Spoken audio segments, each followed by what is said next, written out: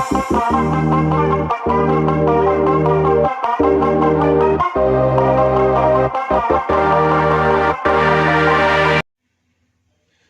वालेकुम दोस्तों, नजीब्स official YouTube channel में खुश आमदीद।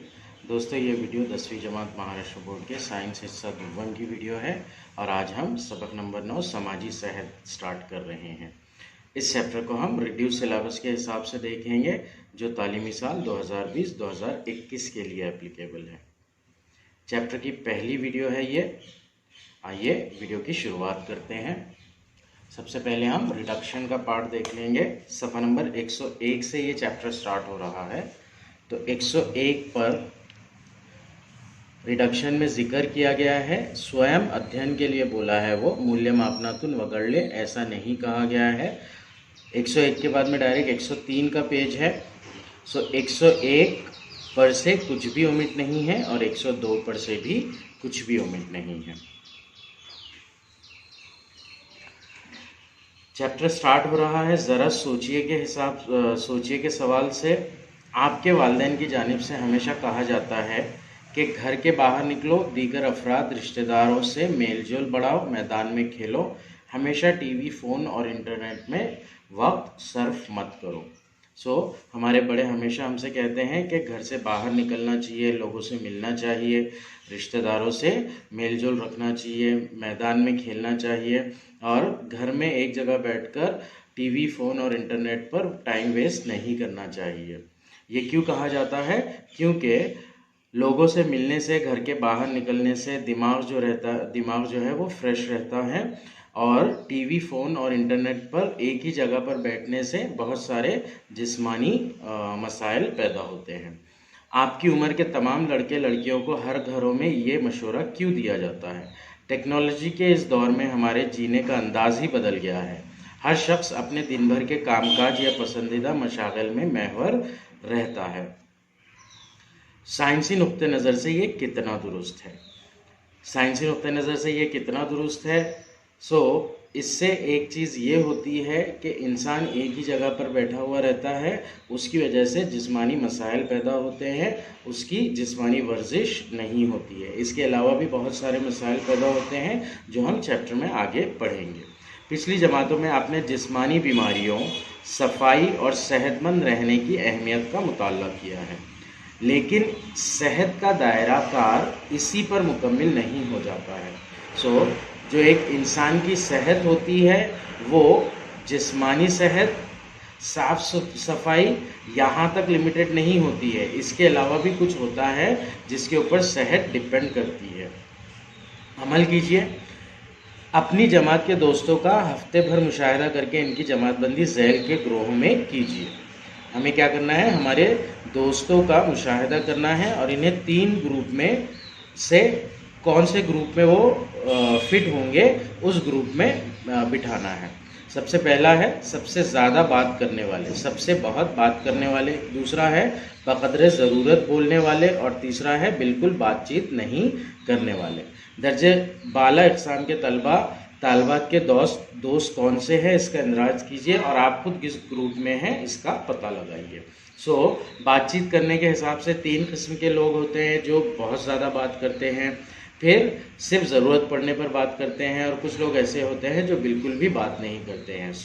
एक्टिविटी करके हमें ये देखना है कि कौन से दोस्त हैं जो बहुत ज़्यादा बात करते हैं, कौन सिर्फ ज़रूरत पड़ने पर बात करते हैं और कौन बिल्कुल भी बात नहीं करते हैं। और इसके साथ साथ हमें ये भी देखना है कि हम किस ग्रुप में फॉल करते हैं।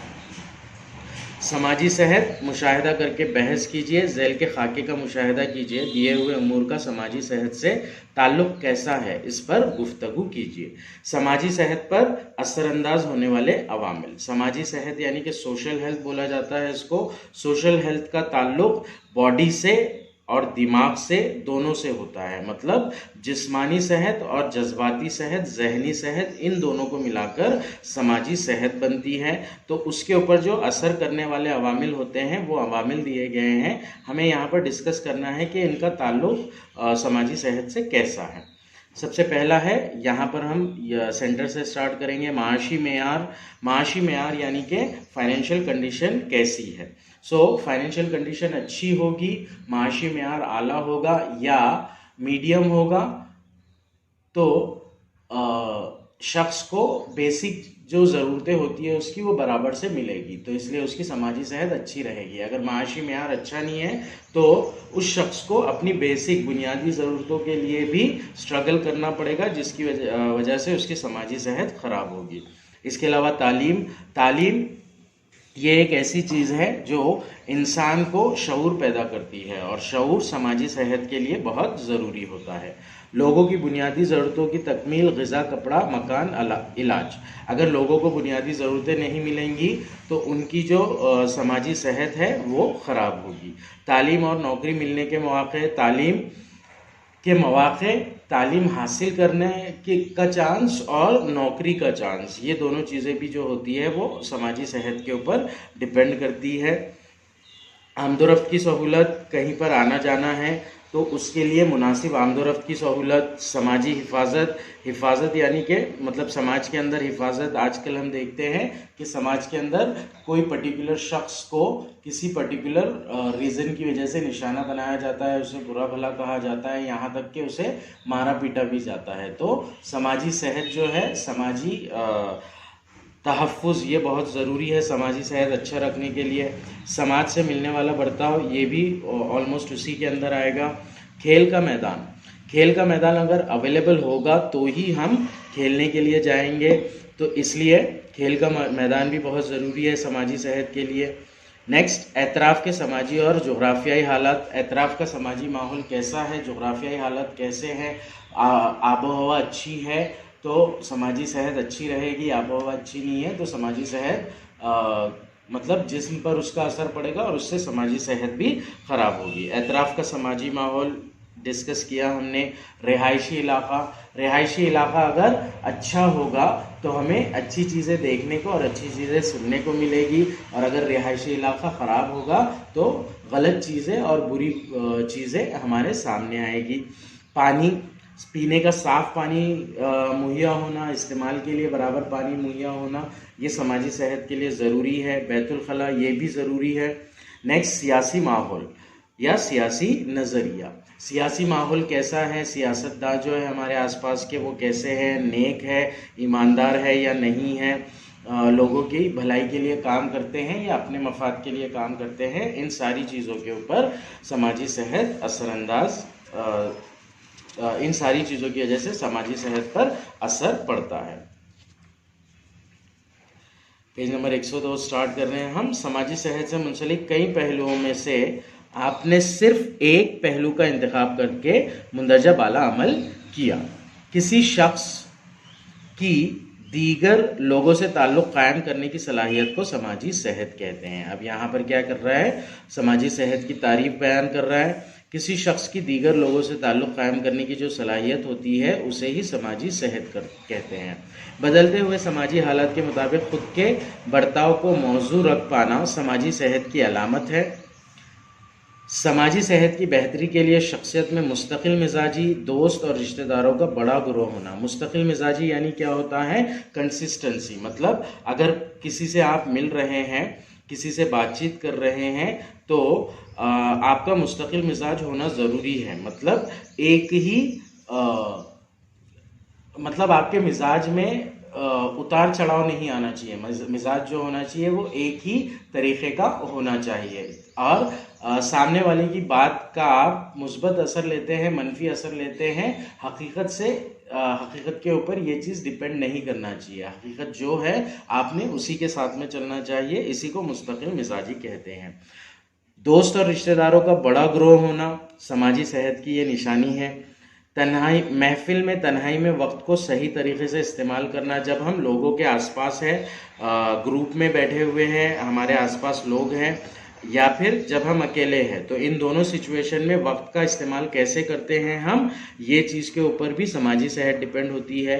दूसरों पर भरोसा करना, इज़्ज़त और इंसान को कबूल करने का रुझान वगैरह उमूर अहम माने जाते हैं। तो समाजी सेहत जो है वो किस चीज़ पर देखी जाती है कि शख्सियत में मुस्तकिल मिजाजी कितनी है, उसके दोस्त और रिश्तेदारों का ग्रोह कितना बड़ा है, महफिल और तन्हाई में वो वक्त को किस तरीके से इस्तेमाल करता है, दूसरों पर भरोसा करने की सलाहियत उसमें मौजूद है या नहीं, लोगों की इज्जत करना, इंसानों को कबूल करना और अपनी इज्जत लोगों से करवाना, ये चीज़ उसके अंदर है या नहीं, ये सारी चीज़ें देखकर समाजी सेहत की पहचान की जाती है। आप जानते हैं कि समाजी सेहत पर मुख्तलिफ अवामिल के असरात मुरतब होते हैं ना।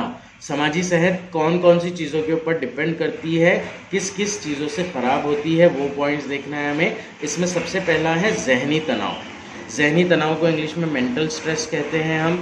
बढ़ती हुई आबादी के साथ ही तालीम, मुलाजमत, कारोबार के मौके में मुकाबला आराई में ज़बरदस्त इजाफा हुआ है। इनफरादी ख़ानदान का तरीक़ा, न्यूक्लियर फैमिली जिसे बोलते हैं, जिसमें सिर्फ माँ बाप और 2 बच्चे होते हैं, इसे इनफरादी ख़ानदान बोलते हैं। इनफरादी ख़ानदान का तरीक़ा, मुलाजमत, कारोबार के सिलसिले में घर से बाहर रहने वाले माँ बाप वगैरह वजूहात की बिना पर कई बच्चे बचपन से ही तन्हाई का शिकार हो जाते हैं। आजकल देखा ये गया है कि माँ बाप दोनों ही वर्किंग होते हैं, काम करने वाले अफराद होते हैं, तो वो घर से बाहर होते हैं, जिसकी वजह से बच्चे बचपन ही से तन्हाई का शिकार हो जाते हैं और इसकी वजह से उनके जहन पर तनाव आता है, मेंटल स्ट्रेस में वो मुब्तला हो जाते हैं।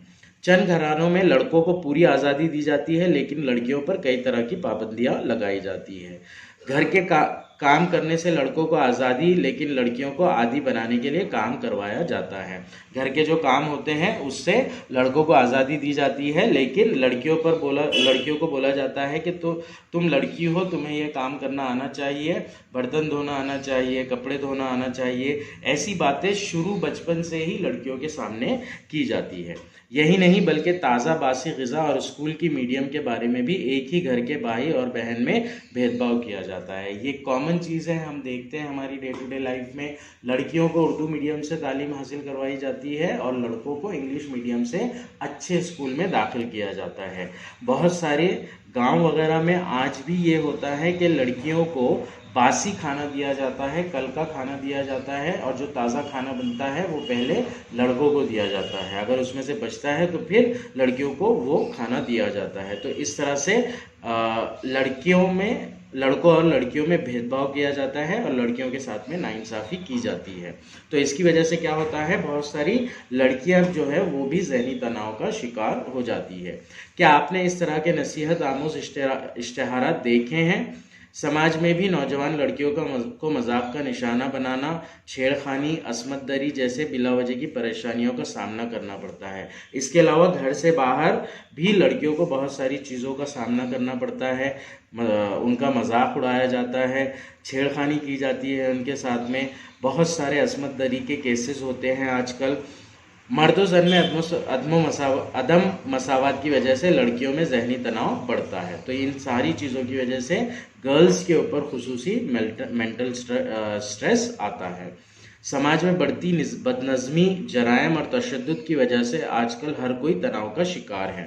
समाज में आजकल बदनज़मी बहुत बढ़ गई है, जराइम बहुत बढ़ गए हैं, मारपीट, तशद्दुद वगैरह बहुत बढ़ गया है। तो इसकी वजह से हर दूसरा शख्स जो होता है वो जहनी तनाव का या जज्बाती तनाव का शिकार नज़र आता है।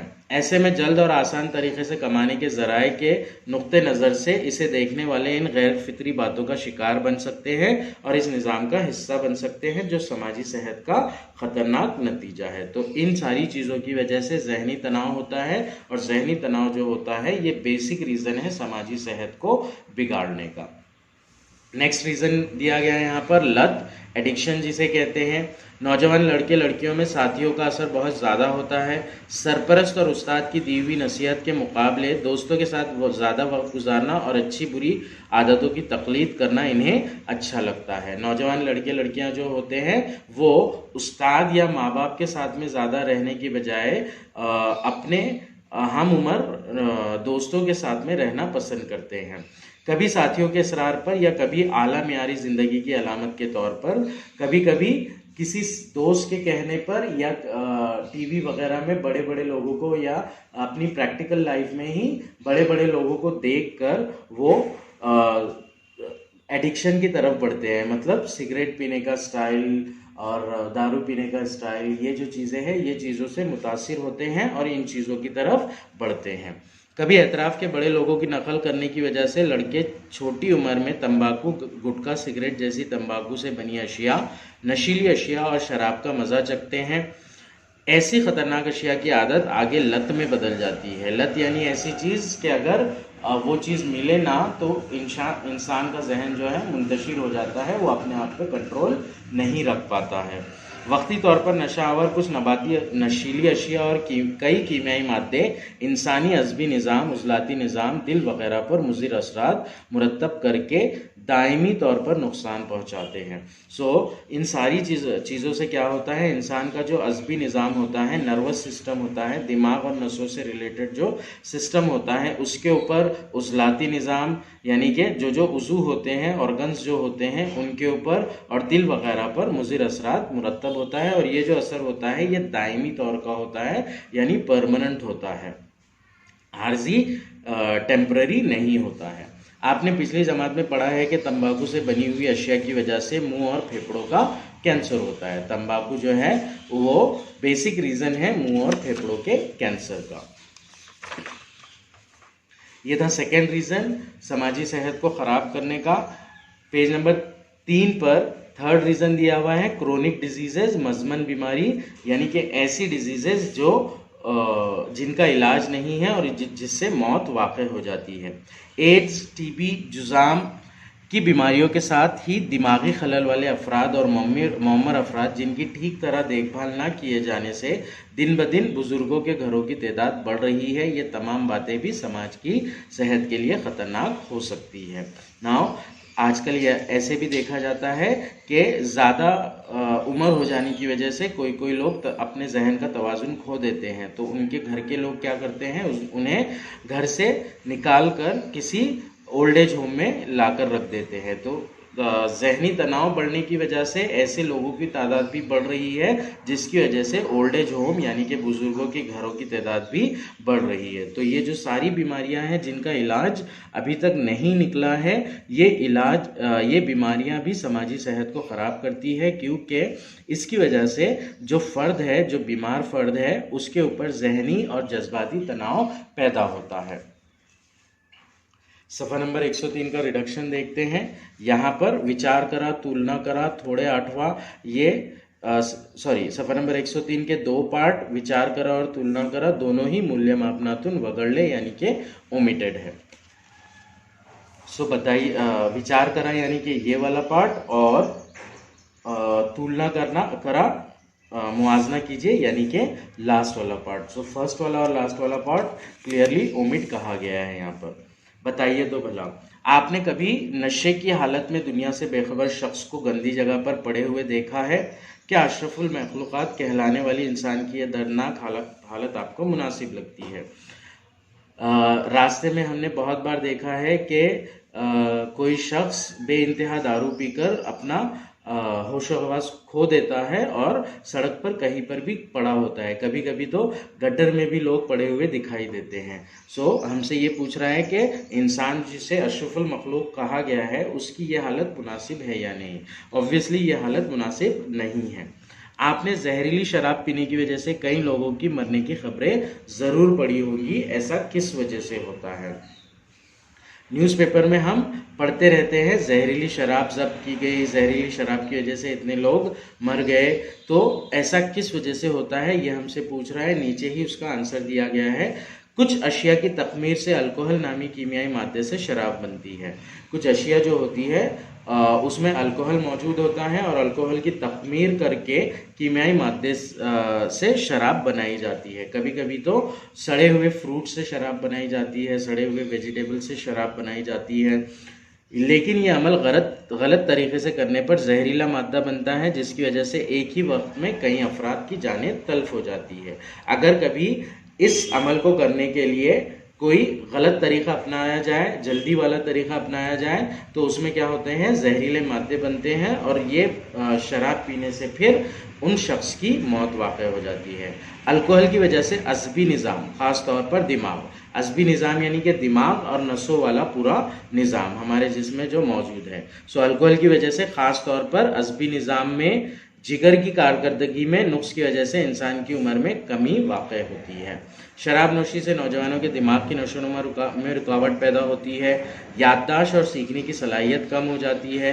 शराबी इंसान मुसलसिल सोच नहीं सकता, जिसकी वजह से जिस्मानी सेहत के साथ ही इसे दिमागी, समाजी और ख़ानदानी मसाइल से नबरद आज़मा होना पड़ता है। मीडिया और जदीद टेक्नोलॉजी का ज़्यादा इस्तेमाल। अगला रीज़न समाजी सेहत के बिगड़ने का दे रहा है मीडिया और जदीद टेक्नोलॉजी का ज़्यादा इस्तेमाल। जदीद टेक्नोलॉजी में टीवी है, वीडियो गेम्स है, मोबाइल के ऊपर गेम्स हैं, मीडिया के अंदर सोशल नेटवर्किंग है जैसे फेसबुक, इंटरनेट वगैरह, व्हाट्सएप वगैरह, ये सारी चीज़ें। मुशाहिदा कीजिएगा, एक सवाल दिया गया है। झैल में 1998 और 2017 साल के 2 कार्टून दिए गए हैं। ये जो है 2017 साल का है और ये 1998 का है। इनका मुशाहिदा कीजिए। मैदान में खेलने के ताल्लुक से ऐसे मुख्तलिफ हालात क्यों पैदा हुए होंगे, अपनी राय लिखिए। नाउ, पहले ऐसा कहा जाता था कि स्टूडेंट्स हमेशा बाहर खेलते थे। मतलब पहले की ये कहावत थी, पढ़ोगे लिखोगे बनोगे नवाब, खेलोगे कूदोगे बनोगे खराब। सो ये क्यों थी? क्योंकि एक आम स्टूडेंट हमेशा बाहर रहकर खेलने की कोशिश करता था। उस टाइम पर आउटडोर गेम्स बहुत ज़्यादा थे, जैसे गिल्ली डंडा हो गया, लट्टू खेलना हो गया, क्रिकेट वगैरह खेलना हो गया। सो स्टूडेंट्स हमेशा बाहर रहते थे और पेरेंट्स उनको खींच कर घर के अंदर लाते थे और पढ़ने के लिए बैठो या फैमिली के साथ में बैठो, इस तरह से बोलते थे। लेकिन अब जो है मीडिया और जदीद टेक्नोलॉजी की वजह से हालत एग्जैक्टली अपोजिट हो गई है। स्टूडेंट्स या बच्चे क्या कर रहे हैं, दिन भर घर में टीवी, वीडियो गेम, मोबाइल वगैरह पर अपना टाइम सर्व कर रहे हैं और जितने भी गेम्स होते हैं वो सारे ऑनलाइन ही खेल रहे हैं। मतलब वर्चुअल गेम्स ही खेल रहे हैं मोबाइल और वीडियो गेम के अंदर। बाहर जाकर फिजिकली अपने आप से वो कोई गेम खेल नहीं रहे, जिसकी वजह से उनके जिस्म पर बहुत ज़्यादा मनफी असरात हो रहे हैं। तो इसलिए आजकल पेरेंट्स बच्चों को बाहर जाकर खेलने की तलकीन करते हैं। नेक्स्ट मुआजना कीजिएगा क्वेश्चन है जो कि ओमिट है। सफ़ा नंबर 104 पर आते हैं हम। 104 का ओमिशन क्या है ये देख लेंगे हम। 104 पर एक ही ओमिशन है, थोड़े आठवा, यानी कि ज़रा याद कीजिए, मूल्य मापनातुन वगड़ले, ओमिटेड है ये। मीडिया और जदीद टेक्नोलॉजी से ज़्यादा ताल्लुक़ और इनका गैर ज़रूरी और नामुनासिब इस्तेमाल आज हमारी समाजी सेहत के नुक्ते नज़र से एक अहम मसला है।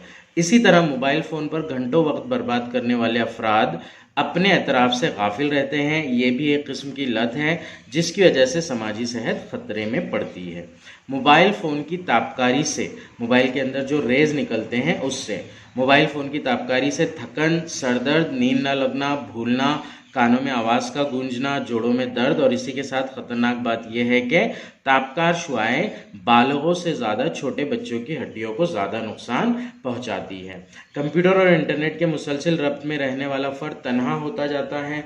समाज के दीगर अफराद रिश्तेदारों से बातचीत नहीं कर सकते, सिर्फ खुद के बारे में सोचते हैं वो, जिसकी वजह से खुदगर्जी, सेल्फिशनेस, खुद फिक्री, ऑटिज़म में मुब्तला हो जाते हैं। सो पहले के ज़माने में ऑटिज़म ये बीमारी बहुत कम देखने को मिलती थी, लेकिन आजकल ऑटिज़म की बीमारी बहुत ज़्यादा देखने को मिल रही है। क्यों मिल रही है?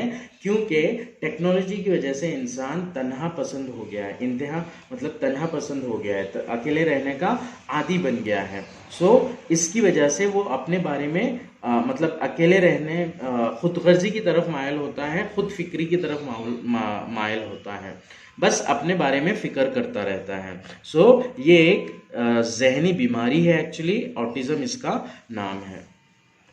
इनमें दूसरों से हमदर्दी का एहसास कम होता जाता है। इसका दोरस असर ये होता है कि ऐसे अफराद ज़रूरत पड़ने पर किसी की मदद नहीं करते, जिसकी वजह से इनको भी दीगर अफराद से मदद मिलने का मौका नहीं मिलता।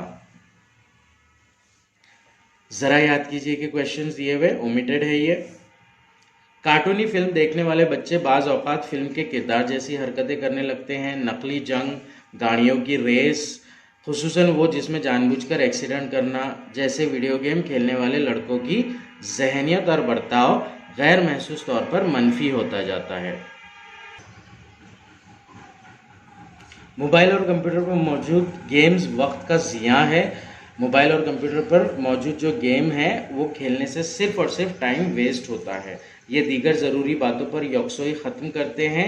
ये क्या करते हैं, जो ज़रूरत की बातें हैं, जो ज़रूरत की चीज़ें हैं, जो ज़रूरत के आमाल हैं, उनके ऊपर से हमारा ध्यान हटा देते हैं।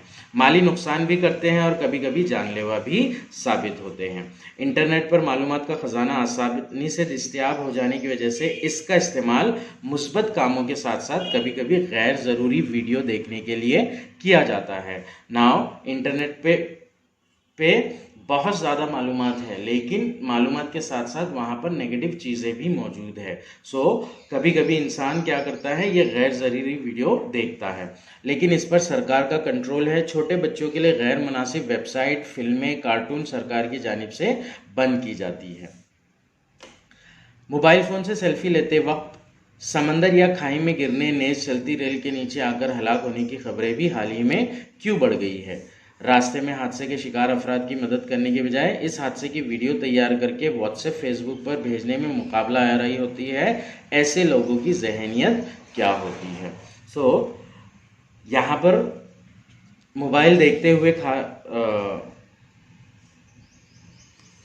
ये थर्ड पॉइंट पढ़ लेंगे हम। खुद की मर्जी से पढ़ाई ना करने वाले बच्चों को डांटने और मारने वाले सरपरस्त, छोटे बच्चों को मारने वाले घरेलू मुलाजिम की वीडियो क्लिप सोशल मीडिया पर बार बार क्यों देखने को मिलती है। यूट्यूब वगैरह पर आजकल हम देखते हैं कि बहुत सारे लोग, मतलब ऐसी वीडियोस अवेलेबल है एक्चुअली, कि सेल्फी ले रहे हैं और समंदर में गिर गए या खाई में गिर गए, रेल के नीचे चलती हुई ट्रेन में सेल्फी ले रहे हैं, वीडियो बना रहे हैं, जिससे गिरकर उनकी मौत वाकई हो गई है।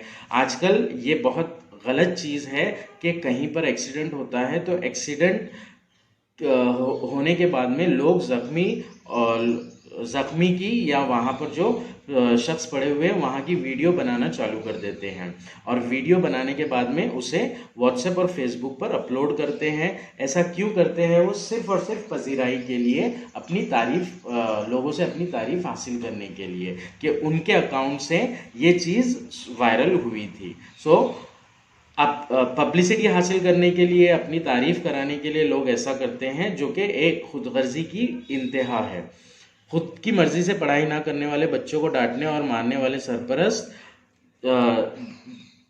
ऐसी वीडियोस भी देखने को मिलती है जिसमें बच्चों को उनके हिसाब से ना पढ़े, अगर कभी पेरेंट्स के हिसाब से, तो पेरेंट्स उन्हें डांटते हैं, मारते पीटते हैं। इसके अलावा अगर पेरेंट्स बाहर है घरों से जॉब वगैरह पर, तो मुलाजिम इन लोगों को मारते हैं। तो ये वीडियो क्लिप्स भी सोशल मीडिया पर अपलोड हो चुकी, सोशल मीडिया पर अवेलेबल है।